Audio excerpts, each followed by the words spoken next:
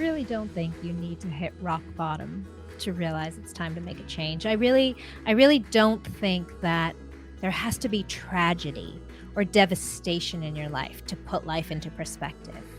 So if you're thinking right now, I've been needing to make a change and I'll wait until or it'll only when it gets really bad, then I'll know.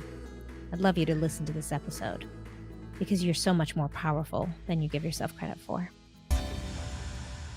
Hello and welcome to the Business of Happiness podcast.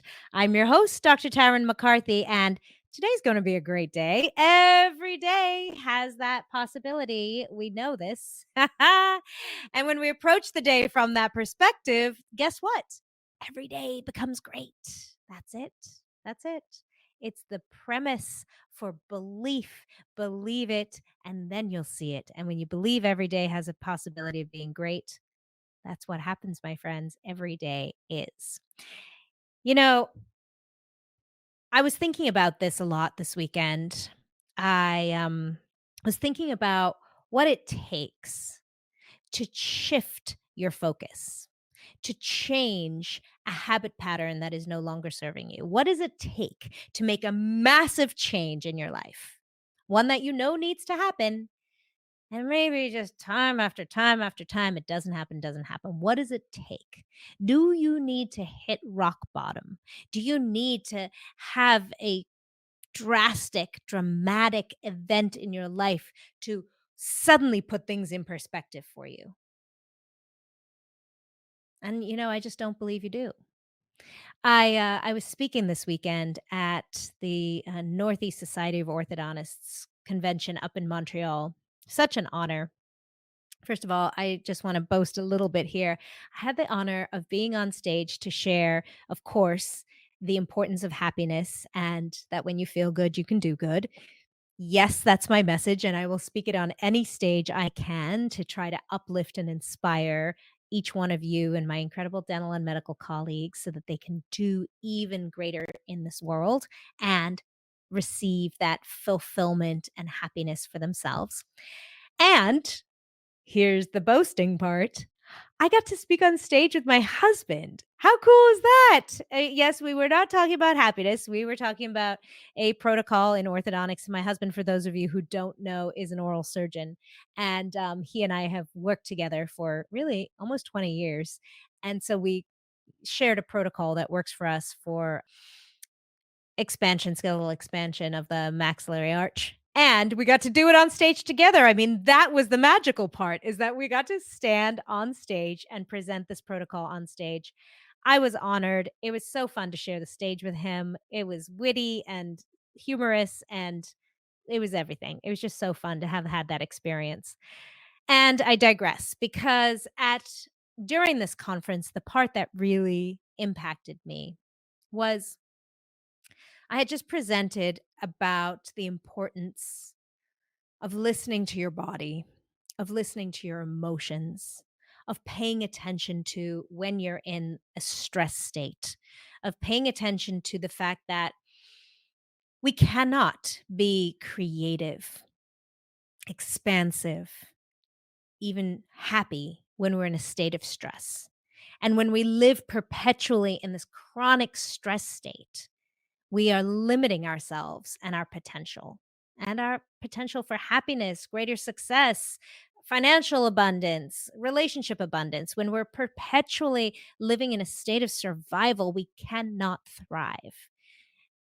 And after I presented this beautiful presentation and gave the audience some phenomenal tools on how to support them in de stressing in this potentially stressful environment of medicine and dentistry, I had so many people come up to me afterwards and share their stories.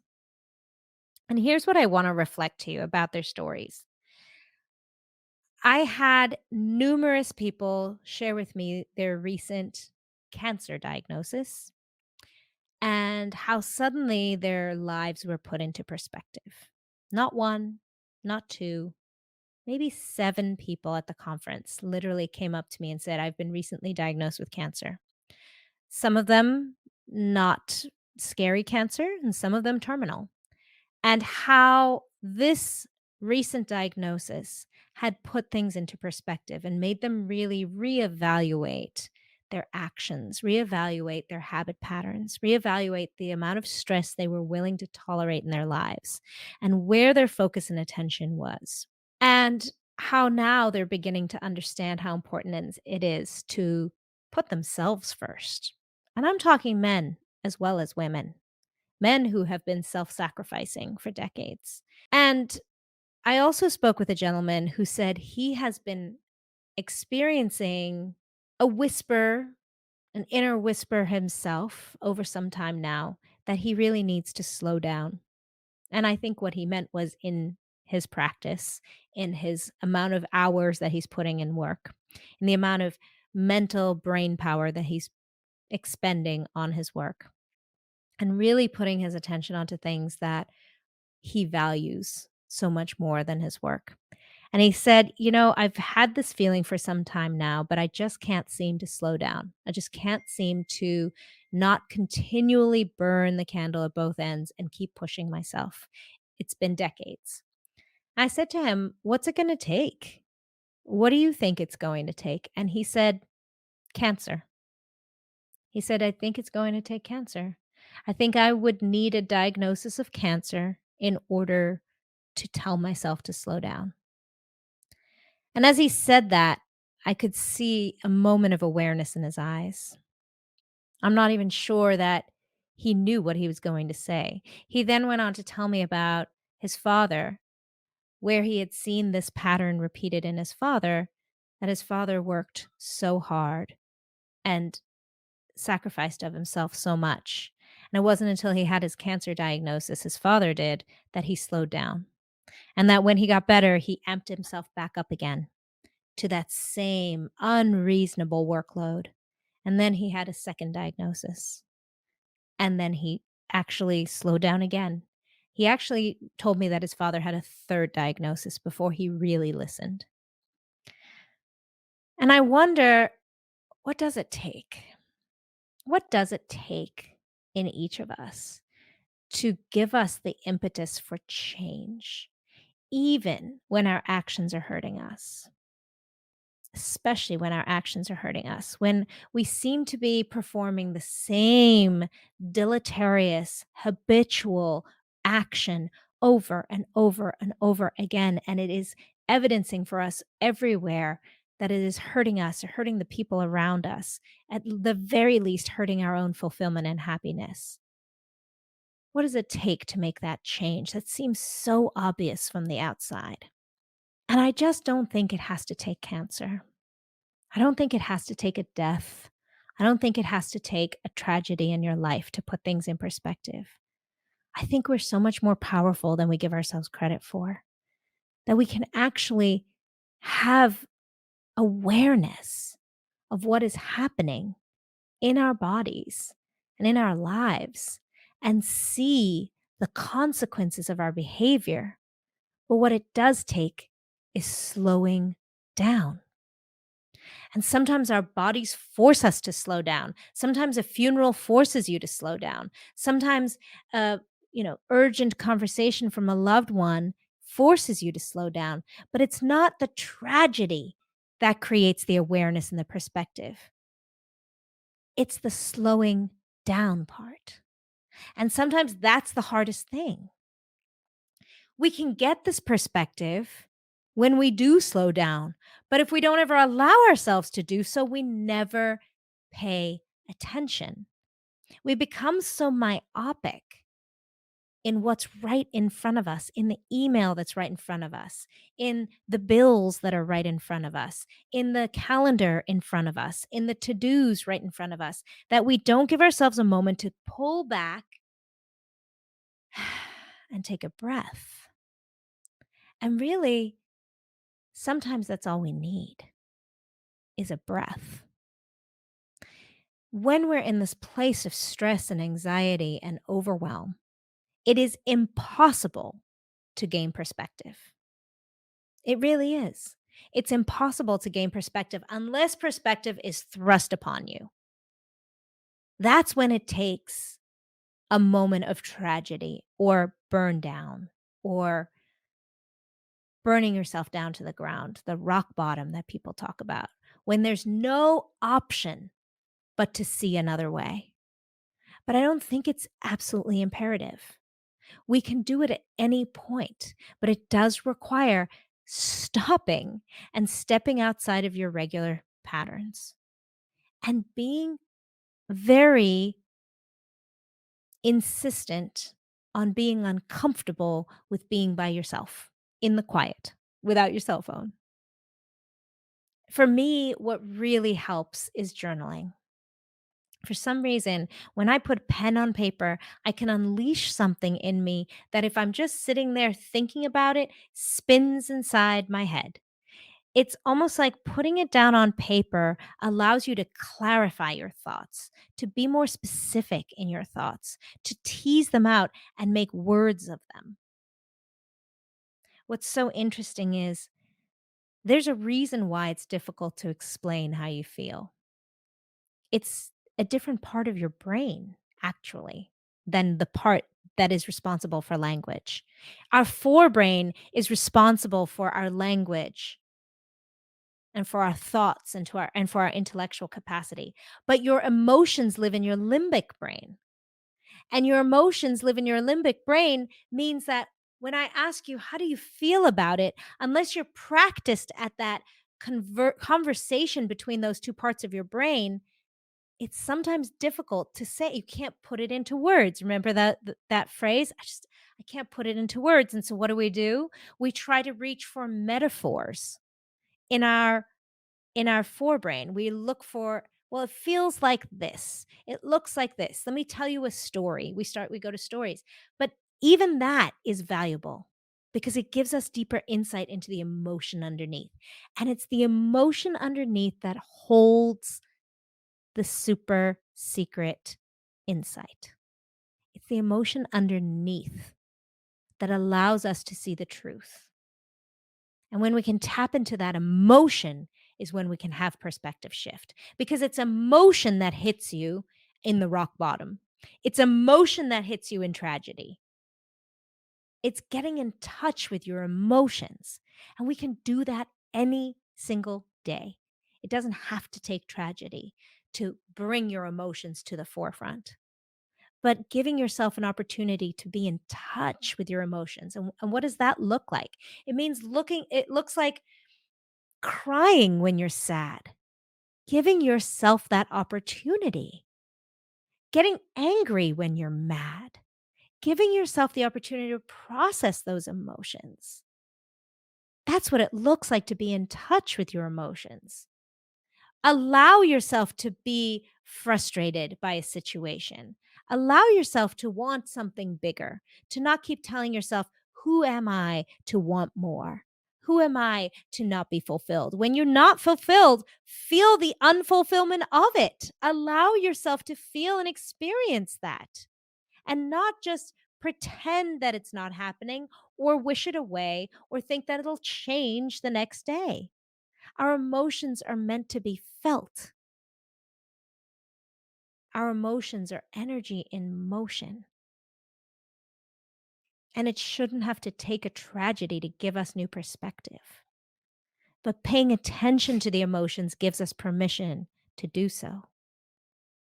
Because the moment we recognize the emotion underneath it, that's the moment that we can start to ask ourselves a new story. What would it look like? What does the opposite of that look like? What am I striving for? Right now, I'm feeling overwhelmed, exhausted. Allow yourself to feel overwhelmed and exhausted, and then choose again. What needs to happen? If this feels so uncomfortable, what needs to happen to feel ease, rest, lightness? And then give yourself permission to follow through on that. This weekend, it just hit me so deeply how many people are suffering and how many people are pretending that it's okay or telling themselves that this is the way it has to be or it should be, that this is the way medicine and dentistry just is. I spoke to an incredible woman who's started her own business a year and a half ago. And one of the younger attendees was asking her, how many days a week do you work?" She said, "Oh, 7, 7. I mean, I only see patients 4 days a week, but I am working every single day of the week, and that's what you gotta do when you're Really? At what point are we willing to make a change and to not tolerate that any longer? Here's the truth. There's great possibility, and I wanna leave you with a note of enormous optimism that you really are so powerful. You really can make a shift without having to hurt, without having to be brought to the bottom. You really don't need to hit rock bottom to make a change. There's so much possibility for having new perspective. Let's get excited about that possibility. Let's get excited. And I think that we can elevate our emotions that way. So it doesn't just have to be getting in touch with the really uncomfortable emotions. It means we can also get really excited about and passionate about new things. And that's how people make change and impact when they feel that passion, when they feel the why. Simon Sinek said, get in touch with your why. Your why tucks into your emotions. So we can bring it way up there too, but there has to be permission to do so. You have to give yourself permission to get really excited and passionate about something. And then we can create great perspective too. Because when we get impassioned about something, now it fuels us to make change. We get drawn towards something instead of running away from something. And to me, that's even more powerful and exciting. So, what is it you're passionate about? What do you love doing? And if right now you're hearing this and you're thinking, I don't know, I'm just too tired. My friend, hear what you're saying and get some rest. If accessing what you're passionate about, what drives you, what you love in this life feels so hard to do, I'm almost 100% willing to bet that you're exhausted. And that when you give yourself permission for rest and don't judge it, you'll be able to access it again. You are so much more powerful than you think. You're so much more capable than you think, than you give yourself credit for. You are so worthy of the life of your dreams. And you do deserve to serve others and take care of yourself at the same time. This beautiful profession that we have in healthcare, in medicine, and in dentistry does not require you to self sacrifice.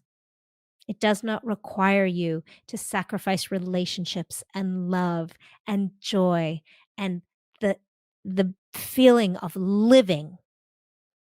It does not. And what will it take for you to have the new perspective? I just would love you to answer that question. What's it going to take? And is it possible for you to do so without the torment of pain and suffering? But is it possible to access it from enormous passion and joy and possibility and curiosity? What I know for sure is when you're not feeling great, when you're feeling terrible, you just cannot be your best. I mean, that's for sure. What I know is that people who are in pain hurt people.